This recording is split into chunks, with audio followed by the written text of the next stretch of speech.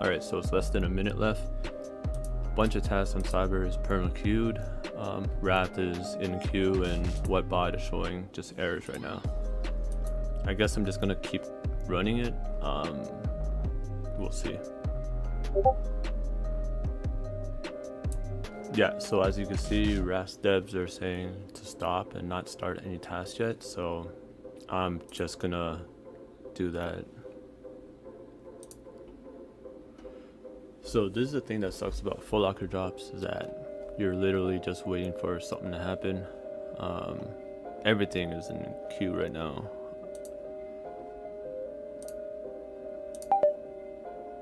Dude, stop with the captures.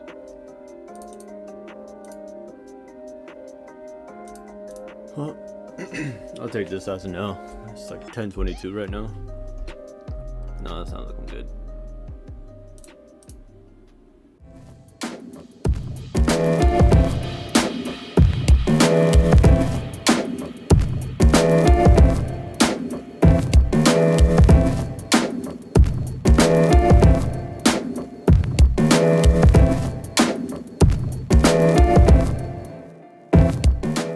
So the sale started on UZ Supply. Seems like a lot of proxies I have are banned. I didn't get a chance to get some resis in time, so I'm just strictly running ISPs. So I got Wrath a month or so ago, and I haven't actually ran Easy Supply on it yet. So a little backstory while this is still in Splash. I rarely run Easy Supply only because they no longer ship to Canada, and I don't have a lot of US billing info. So, but for this drop, a few of my boys wanted me to run a few slots, so I figured I'd give it a shot. I don't know how this is gonna work out, but I guess it's good practice in terms of if I wanted to go for future user supply jobs, because I never really had bots that had that option before. So, well, it looks like an L for user supply, which is fine. So there's a few 10 a.m. drops that I'm gonna try and go for, so we'll see if you get lucky with those.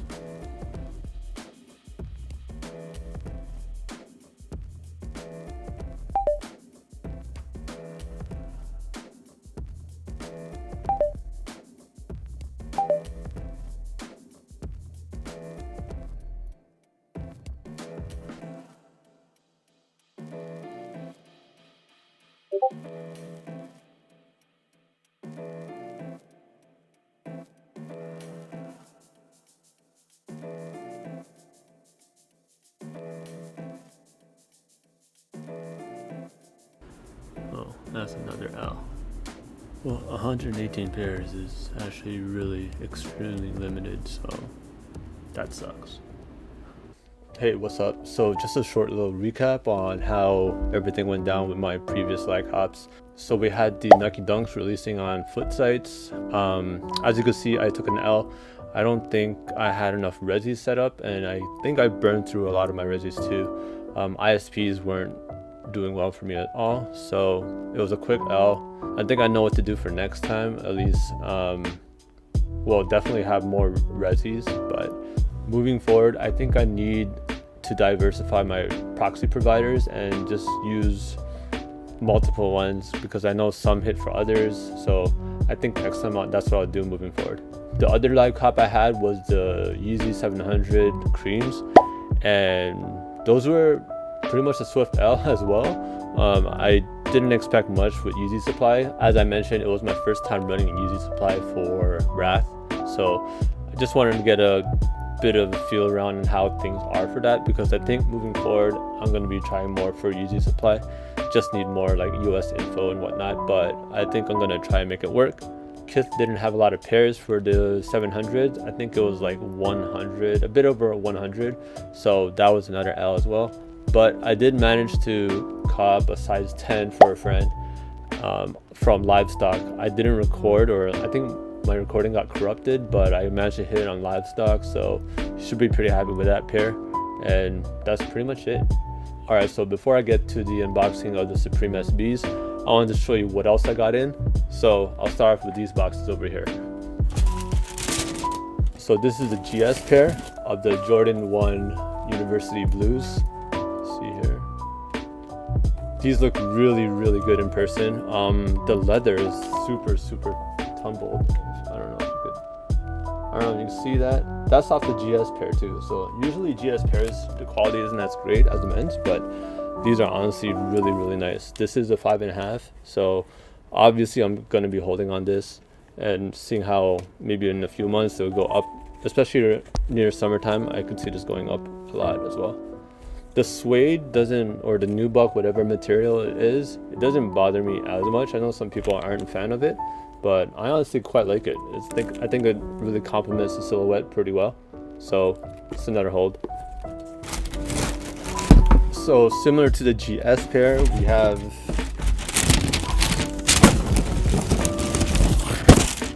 have the men's pair of the University Blue Jordan 1s.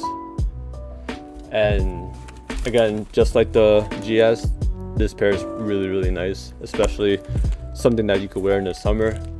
Leather's pretty good for a Jordan 1, to be honest. The suede as well, there's not a lot of imperfections from what I could tell from this pair. Not really a lot of glue stains, maybe like a little minor scuffs here and there, but nothing that could be rubbed off or whatever. So I do plan on holding on to these University Blues. I did cop 7 pairs.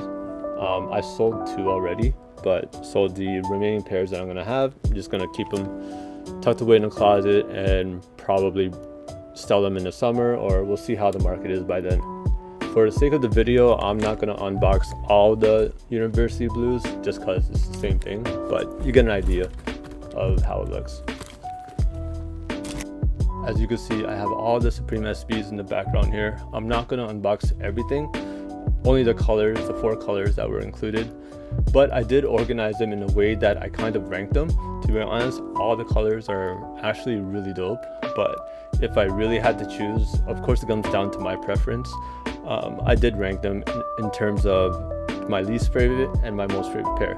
So without further ado, let's start with the 4th pair of the colorway that I like the least. Alright, so coming at number 4 for me is the white and black color of the Supreme SBs. I'm not going to get too much into the pair. As you can see, I'm sure you've seen how these look like through other videos or photos as well. In person, these look really good.